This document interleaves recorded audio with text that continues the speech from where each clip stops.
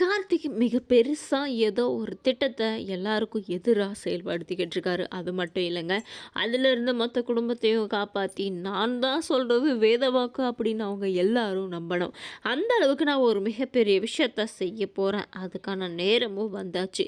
இந்த ஃபங்ஷன்ல நான் தான் வேணுன்ற அளவுக்கு எல்லாரையும் நான் மாத்திருவேன்னு கார்த்திக் சொல்லிக்கிட்டு இருந்திருக்காருங்க.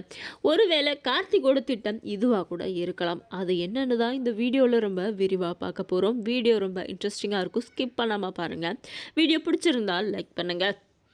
இப்ப நம்ம லதா மூலியமா ஃபங்ஷனுக்கு தாயம்மான்னு சொல்லி வந்திருக்காங்க. அவங்க லதா அம்மாவுக்கிட்ட வந்து பென்ஷன் வரல அப்படின்னு சொல்லிட்டு கேட்க வந்திருக்கும்போது, அவங்களோட ஹிஸ்ட்ரி எல்லாம் பார்த்து படிச்சு தெரிஞ்சுக்கிட்டு, இவங்களோட அப்படி இப்படின்னெல்லாம் சொல்லி புகழ்ந்து கூப்பிட்டுருக்காங்க நம்ம மாலினியோட ஃபங்ஷனுக்கு. அவங்களும் ஒரு பார்வையிலேயே ஒரு மார்க்கத்த உண்டு பண்ணி தான் வந்திருக்காங்க. இதிலிருந்தே லேசா சந்தேகம் எல்லாரோட மனசுக்குள்ளேயும் இருந்தாலுமே அதை வெளிப்படையா யாரும் காட்டிக்கல. ஏன்னா இவங்க லதா கூப்பிட்டுட்டு வந்திருக்காங்க. அது மட்டும் இல்ல, அவங்களோட ஹிஸ்ட்ரி எல்லாம் தெரிஞ்சு வச்சிருக்காங்க. இவங்க நம்பிக்கையான ஆள் தான் போல அப்படின்னு சொல்லி நம்புறாங்க. அதனால தான் நம்ம சுந்தரி, முருகன் யாருமே எதுவுமே கேட்கல. வாங்க வாங்க நீங்க வந்ததுல ரொம்ப சந்தோஷம் அப்படின்னு சொல்லிட்டு எல்லாரும் இந்த ஃபங்ஷனுக்கு வரவேற்றுக்கிட்டு இருக்காங்க.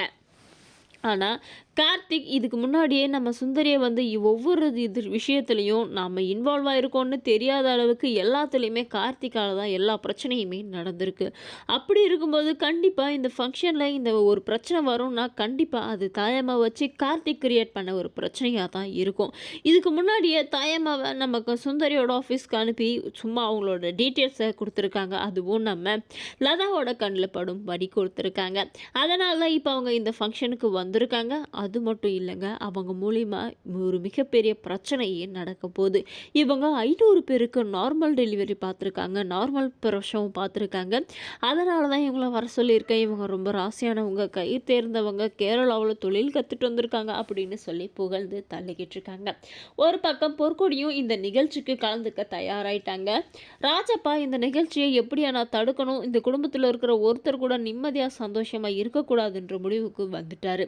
ஒருவேளை இந்த திட்டத்தை செயல்படுத்துறது நம்ம பொற்கொடியாக கூட இருக்கிறதுக்கான வாய்ப்புகள் இருக்குதுங்க. கார்த்திக்கோட சேர்ந்து திட்டம் போடலாம்னு சொல்லி முயற்சி பண்ணாங்க. ஆனால் கார்த்திக் விரட்டி அடிச்சிட்டாரு. ஏன்னா காரில் நம்ம செல்வியும் கிருஷ்ணாவும் இருந்தாங்க. அதனால் நீங்கள் முதல்ல வெளியே போங்கன்னு சொல்லி விரட்டியே அடிச்சிட்டாரு. இதில் கூட்டு சேர்ந்துருக்கிட்டு இதில் என்னெல்லாம் நடந்துகிட்டு இருக்கோ அதுக்கு எதிராக நம்ம செயல்படணும் அப்படின்னு சொல்லிட்டு கார்த்திக் நினச்சிக்கிட்டு இருக்காரு. ஆனால் நம்ம சுந்தரி மாலினிக்கு எந்த பிரச்சனையும் வரக்கூடாது, இது நல்லபடியாக முடியணும்னு சொல்லி ஒவ்வொரு விஷயத்தையும் பார்த்து பார்த்து பண்ணிகிட்ருக்காங்க. நம்ம வெற்றிவேலும் வந்துட்டார் சுந்தரி கிட்ட மனசு